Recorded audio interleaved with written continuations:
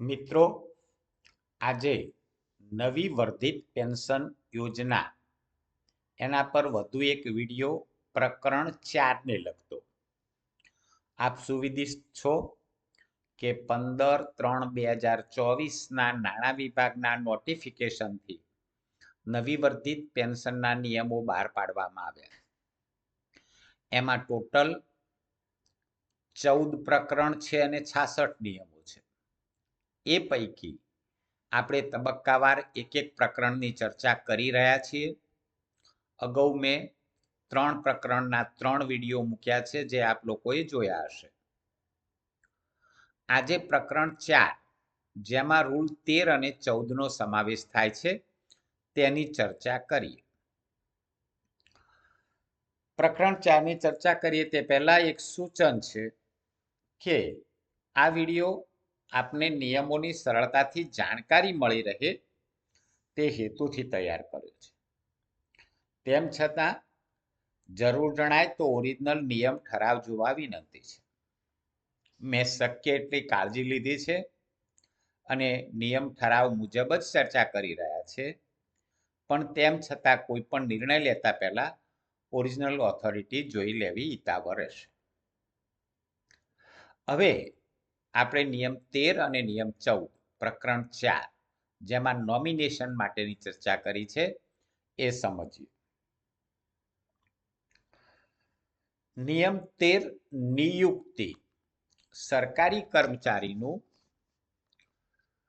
એની ગ્રેજ્યુટીની રકમ ચૂકવાય તે પહેલા અવસાન થઈ જાય અથવા ચાલુ નોકરી અવસાન થાય તો કર્મચારીના લેણા કોને ચૂકવવા એ માટે કર્મચારીએ નોમિનેશન ફોર્મ ભરવાનું રહેશે.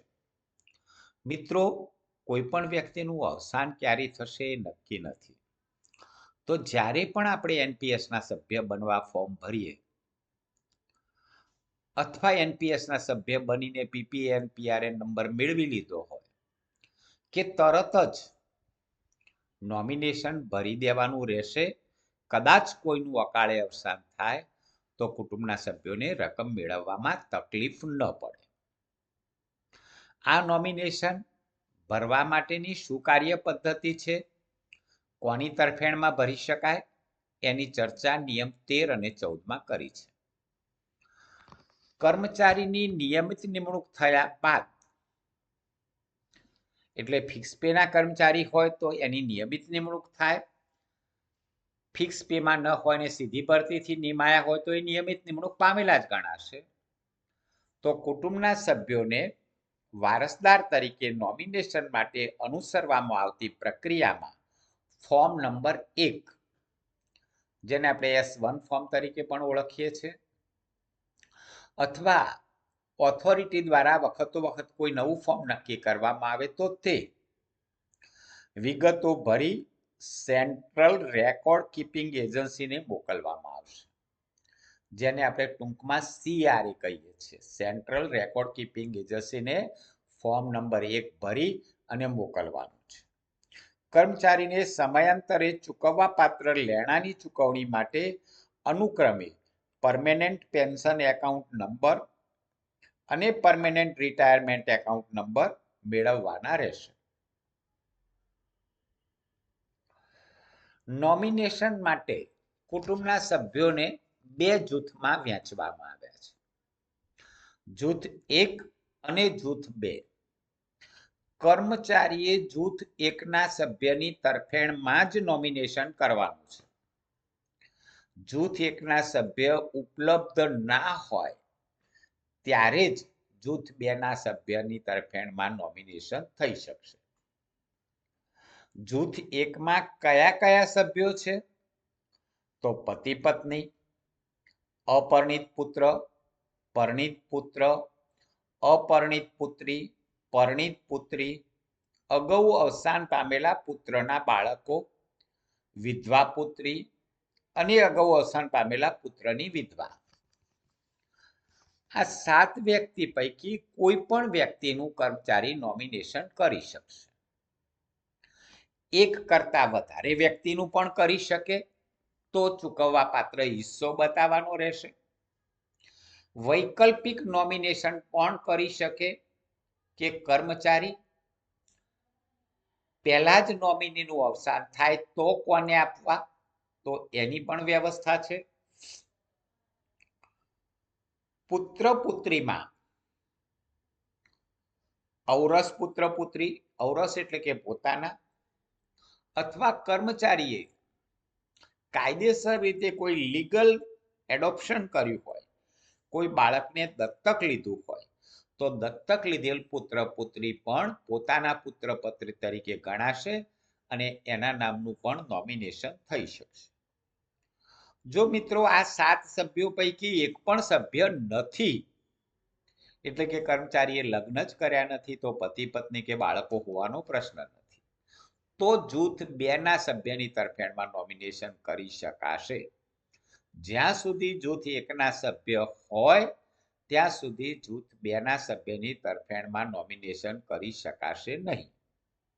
હવે જૂથ 2 માં કયા સભ્યો આવે, તો 18 વર્ષથી નીચેના ભાઈઓ, અપરિણિત બહેનો, વિધવા બહેનો, પિતા અને માતા, આ 5 પૈકી કોઈનું પણ નોમિનેશન કરી શકાય, એક કરતા વધુ વ્યક્તિનું પણ કરી શકાય અને વૈકલ્પિક નોમિનેશન પણ કરી શકાય. નિયુક્તિ પત્રક નિયત નમૂનામાં ભરવાનું રહેશે. એના માટેનો નમૂનો પણ આપણને રૂલ સાથે આપેલો છે, તો એ ફોર્મમાં ભરવાનું રહેશે. નિયુક્તિ ફક્ત કુટુંબના જૂથ 1 ના સભ્યોની તરફેણમાં જ કરી શકાશે. જો કર્મચારીને જૂથ 1 ના કુટુંબના સભ્યો ન હોય તો જૂથ 2 ની તરફેણમાં નોમિનેશન ફોર્મ ભરી શકાશે. કર્મચારીને જૂથ 1 કે જૂથ 2 નો કોઈ પણ સભ્ય ના હોય, એટલે પતિ પત્ની બાળકો ન હોય, માતા પિતા ભાઈ બહેન ન હોય, તો અન્ય વ્યક્તિની તરફેણમાં, એટલે કોઈ ટ્રસ્ટની તરફેણમાં, કોઈ મિત્રની તરફેણમાં, કોઈ નજીકના સગાની તરફેણમાં નિયુક્તિ કરી શકશે. આ પ્રમાણે કુટુંબના સભ્ય સિવાયની વ્યક્તિની તરફેણમાં કરવામાં આવેલી નિયુક્તિ ફોર્મ કર્મચારીને જૂથ 1 ના કુટુંબનો સભ્ય અથવા સભ્યો ઉપલબ્ધ થયેથી આપોઆપ રદ થયેલું ગણાશે અને કર્મચારીને જૂથ 1 ના કુટુંબના સભ્યોની તરફેણમાં નવી નિયુક્તિ આપવાની રહેશે. તો કોઈ કર્મચારીએ કાકા મામાના દીકરાનું નોમિનેશન ભર્યું છે, અથવા જૂથ 2 ના સભ્યનું માતા પિતા ભાઈ બહેનનું ભર્યું છે, અને પછી કર્મચારી લગ્ન કરે છે, એટલે કે જૂથ 1 ના સભ્ય ઉપલબ્ધ થાય છે, તો જૂથ 2 ની તરફેણમાં અથવા અન્ય વ્યક્તિની તરફેણમાં ભરેલું નોમિનેશન ફોર્મ આપોઆપ રદ થયેલું ગણાશે. નિયુક્તિ ખાતાના વડાને આપવાની રહેશે. મિત્રો અહીં રૂલ્સમાં હેડ ઓફ ધ ડિપાર્ટમેન્ટ લખ્યું છે, એટલે કે ખાતાના વડા થાય. ઓરિજિનલ ઠરાવ થયેલો એમાં હેડ ઓફ ઓફિસ હતું, એટલે કે કચેરીના વડા.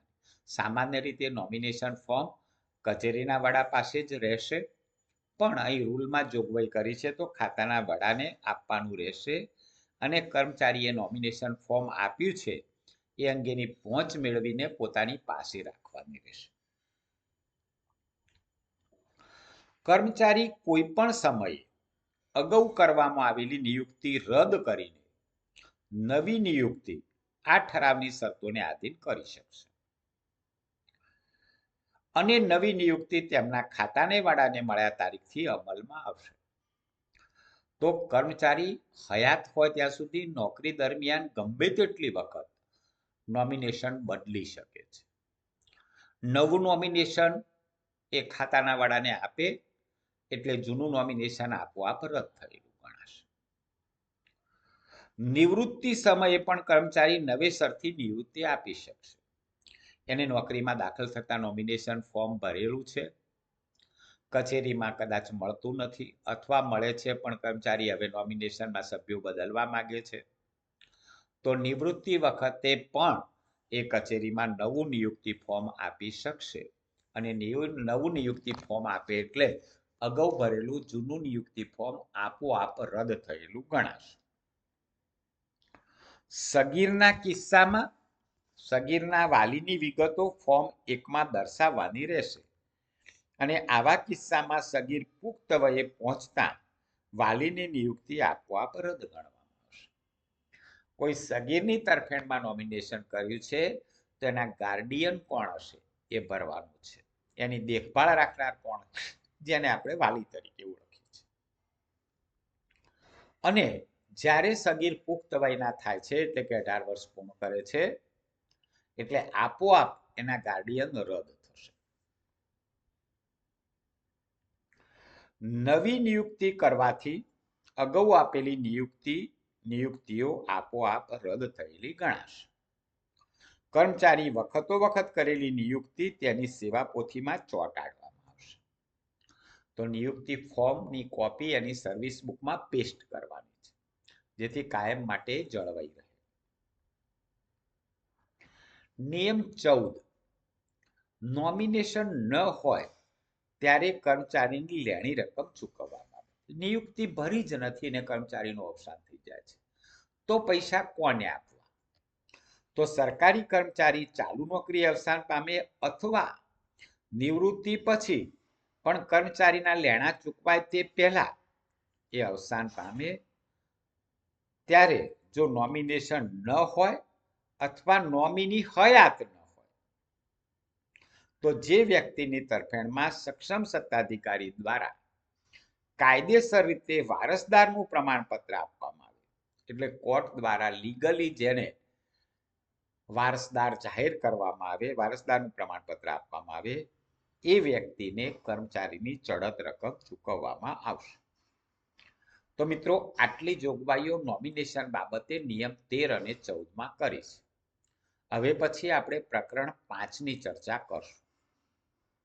આશા છે કે મારી આ નવી વર્ધિત પેન્શન નિયમોની શ્રેણી આપને ગમી હશે.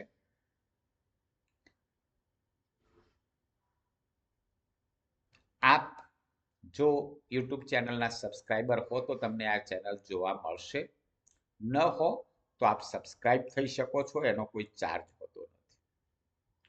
અને આપને જો ધાર્મિક બાબતોમાં રસ હોય અને ખાસ કરીને ભગવદ્ ગીતા સમજવી હોય તો મારી એક બીજી યુટ્યુબ ચેનલ છે, spiritual and motivation by Harish Joshi. એ પણ આપ જોવાનું રાખો, અનુકૂળતાએ જુઓ. સામાજિક રીતે સામાજિક જીવન જીવવામાં ખૂબ જ કામ લાગશે. વડીલો મિત્રોને પણ સબસ્ક્રાઇબ કરાવો. ભગવદ્ ગીતા એને માત્ર ધાર્મિક ગ્રંથ તરીકે ન લેતા એક મોટિવેશનલ ગ્રંથ છે.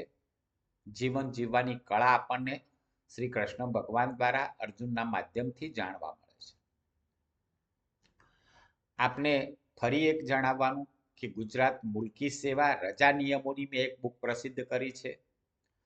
કોઈને એ ખરીદવાની ઈચ્છા હોય તો મારો વોટ્સએપ નંબર 9427300891 છે.